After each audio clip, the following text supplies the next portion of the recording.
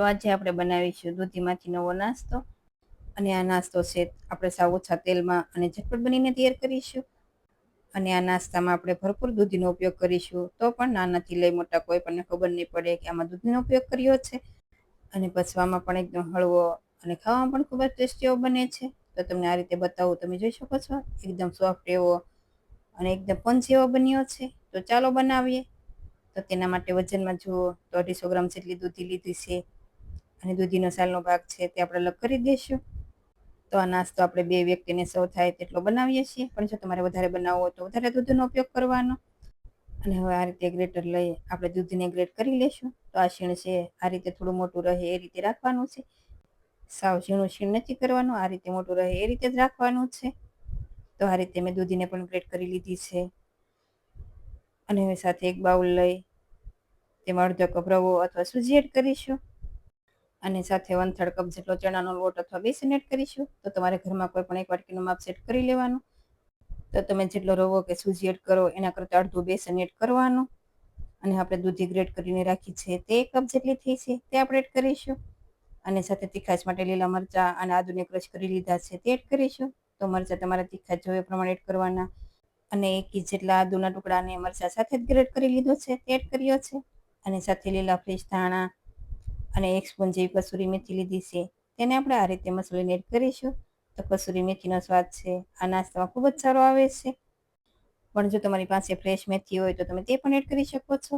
અને તેમાં 1/2 સ્પૂન હળદર પાવડર, સાથે 1 સ્પૂન ધાણાજીરું પાવડર અને 1/2 સ્પૂન લાલ મરચું પાવડર અને 1 પિંચ જેટલી હિંગ અને સાથે 1 સ્પૂન જેવા તલ એડ કરીશું. તો તલનો સ્વાદ છે આ નાસ્તામાં ખૂબ જ સારો આવે છે. અને હવે તેમાં સ્વાદ પ્રમાણે નમક, સાથે 1/2 સ્પૂન શુગર એડ કરીશું. તો તમારે શુગર સ્કીપ કરવી હોય તો તમે કરી શકો છો. પણ આપણે અહીંયા આ બેટરમાં લીંબુ અને દહીં બંને એડ કરવાના છીએ, એટલે ખટાશનું થોડું બેલેન્સ રહે એટલા માટે મેં ખાંડ એડ કરી છે. અને હવે તેમાં 2 થી 3 સ્પૂન જેવું ખાટું દહીં એડ કરી સારી રીતે બધા મિશ્રણને મિક્સ કરીશું. તો અહીંયા જો તમારે દહીંની જગ્યાએ છાશ એડ કરવી હોય તો અડધા કપ જેટલી છાશ એડ કરવાની. પણ તમે છાશ કે દહીં ગમે તે એડ કરો, પણ વધારે ખાટું હોય એ રીતે લેવાનું છે, કેમ કે આપણે ઇન્સ્ટન્ટ બનાવવાનું છે એટલે ખટાશ હશે તો નાસ્તો છે ખૂબ જ સારો બનશે. અને હવે તેમાં થોડું પાણી એડ કરી મિશ્રણને સારી રીતે મિક્સ કરીશું. તો આ મિશ્રણ અત્યારે થોડું ઘટ રહે એ રીતે જ રાખવાનું છે. અને હવે તેનું ઢાંકણ બંધ કરી આપણે તેને 10 મિનિટ માટે રેસ્ટ આપવાનો છે, એટલે તેમાં સૂજી છે તે સારી એવી ફૂલી જશે. અને જો તમારી પાસે વધારે સમય હોય તો તમે અડધા કલાક માટે પણ રેસ્ટ આપી શકો છો. તો હવે બેટર છે તેને રેસ્ટ થાય ત્યાં સુધીમાં આપણે બીજી પણ તૈયારી કરી લઈએ. અને એક પેન લઈ તેમાં 2 સ્પૂન ઘી એડ કરીશું. પણ ઘીની જગ્યાએ જો તમારે બટર એડ કરવું હોય તો તમે બટર પણ એડ કરી શકો છો. પણ અત્યારે મારી પાસે બટર અવેલેબલ નહોતું એટલે મેં ઘી એડ કર્યું છે. અને હવે ઘી ગરમ થાય એટલે તેમાં 1 પિંચ જેટલી હિંગ, સાથે 3 થી 4 મીઠા લીમડાના પાન એડ કરીશું. અને 15 થી 20 લસણની કળીને મેં આ રીતે ઝીણી કટ કરી લીધી છે તે એડ કરીશું. અને સ્લો ફ્લેમ પર જ આપણે લસણને સાતળી લેશું. તો લસણ આસો ગોલ્ડન બ્રાઉન જેવું થાય ત્યાં સુધી આપણે તેને સાતળી લેવાનું છે. એટલે લસણની કચાશ છે તો દૂર થઈ જશે અને લસણ પણ સારું એવું સતળાઈ જશે. અને હવે ગેસની ફ્લેમ બંધ કરી તેમાં ચીલી ફ્લેક્સ એડ કરીશું. તો નાસ્તો તમારે તીખાશ જો હોય એ પ્રમાણે ચીલી ફ્લેક્સ એડ કરવાના. તો અત્યારે મેં 1/2 સ્પૂન જેવા એડ કર્યા છે. અને હવે તેમાં લીલા ફ્રેશ ધાણા એડ કરી સારી રીતે મિક્સ કરીશું. તો અહીંયા તમારે આ તડકામાં ખાસ એક વાતનું ધ્યાન રાખવાનું છે કે લસણ છે તે સારું એવું સતળાઈ જાય. પછી ગેસની ફ્લેમ બંધ કરીને જ ચીલી ફ્લેક્સ અને ધાણા એડ કરવાના છે. જો આપણે ગેસની ફ્લેમ શરૂ હશે ને એડ કરીશું તો ચીલી ફ્લેક્સ છે તે બળી જશે. અને હવે તડકાને આપણે થોડી વાર માટે સાઈડમાં રાખીશું. અને હવે આપણે જે બેટર બનાવ્યું તેને પણ 10 મિનિટ જેવું થઈ ગયું છે. તો બેટર પણ એકદમ સારું ઘટ થઈ ગયું છે, સૂજી પણ સારી ફૂલી ગઈ છે. તો બેટર આ રીતે ઘટ રહે એ રીતે જ રાખવાનું છે, વધારે પતલું નહીં રાખીએ. અને હવે તેમાં 1/2 સ્પૂનથી થોડા ઓછા કુકિંગ સોડા એડ કરીશું, જે આપણે ભજીયામાં એડ કરતા હોય તે લીધા છે. પણ તમારે કુકિંગ સોડાની જગ્યાએ એનો એડ કરવો હોય તો 1 પેકેટ એનાનું એડ કરી દેવાનું. અને હવે તેમાં 1 મોટી સ્પૂન જેવું તેલ એડ કરીશું, સાથે અડધા લીંબુનો રસ એડ કરીશું. અને મિશ્રણને સારી રીતે મિક્સ કરીશું. તો જો આ સમયે તમને વધારે મિશ્રણ ઘટ લાગે તો થોડું પાણી એડ કરવાનું. પણ આપણે આમાં દૂધનો વધારે ઉપયોગ કર્યો છે તો દૂધીમાં પાણી રિલીઝ થાય તેના લીધેથી મિશ્રણમાં આપણે પાણી નહીં એડ કરવું પડે. અને આ રીતે તમે જોઈ શકો છો ઘટ એવું મિશ્રણ રાખવાનું છે. અને હવે સ્ટીમરની પ્લેટ લઈ તેમાં થોડું તેલ ગ્રીસ કરી દઈશું. અને સાથે મેં સ્ટીમર પણ ગરમ કરવા મૂકી દીધું છે. અને હવે જે બેટર બનાવ્યું તે પ્લેટમાં એડ કરીશું.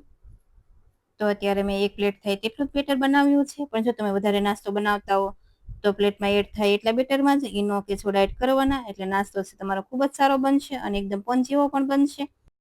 અને ઉપર આપણે સફેદ તલ એડ કરીશું, તો તલ એડ કરવાથી નાસ્તો છે ખૂબ જ સારો બને છે.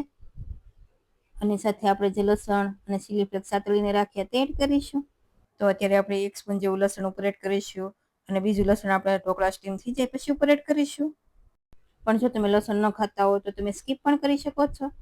તો લસણ વગર તમારે કઈ રીતે વઘાર કરવો તે પણ હું તમને આગળ બતાવીશ. અને એની સાથે સ્ટીમર પણ ગરમ છે, તો તેમાં પ્લેટ મૂકી ગેસની ફ્લેમ હાઈ ઉપર રાખી 15 મિનિટ માટે થવા દઈશું. તો 15 મિનિટ જેવું થઈ ગયું છે.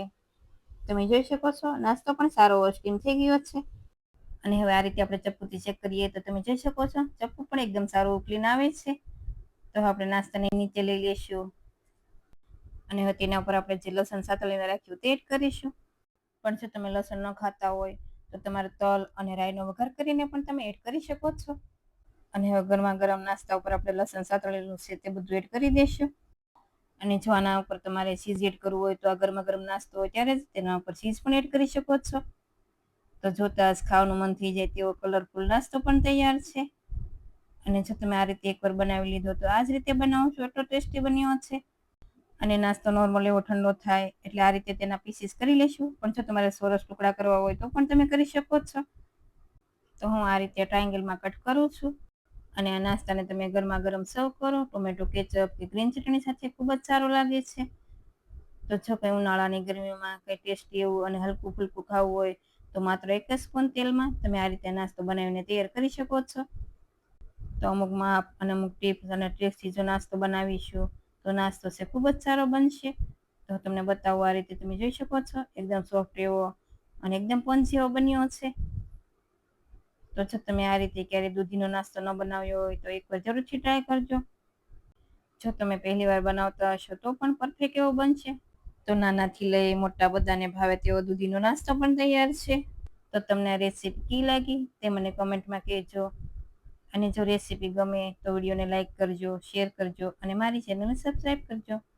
અને આવી જ નવી રેસીપીઓ જોવા માટે બેલ આઇકન પ્રેસ કરજો. Thanks for watching.